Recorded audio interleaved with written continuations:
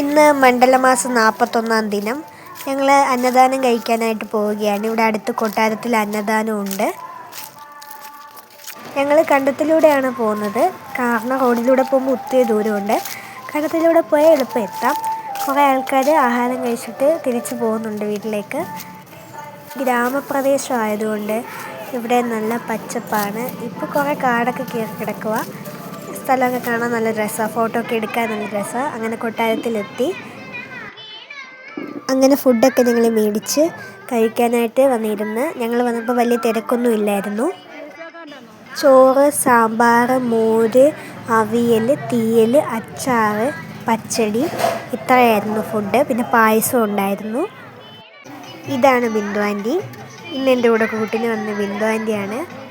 ഇവിടെ വായനശാലയിലാണ് ബിന്ദു ആൻറ്റിക്ക് ജോലി. അന്നദാനം കഴിക്കാനായിട്ട് ആൾക്കാർ വന്നുകൊണ്ടിരിക്കുന്നതേ ഉള്ളൂ. ഫുഡൊക്കെ നല്ലതായിരുന്നു. നല്ല ടേസ്റ്റ് ഉണ്ടായിരുന്നു.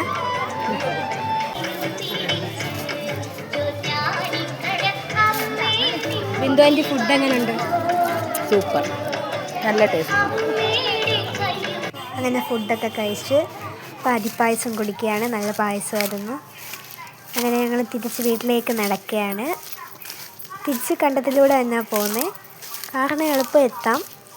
അപ്പോൾ ഇന്ന് ഇത്രയേ ഉള്ളൂ. Okay, by.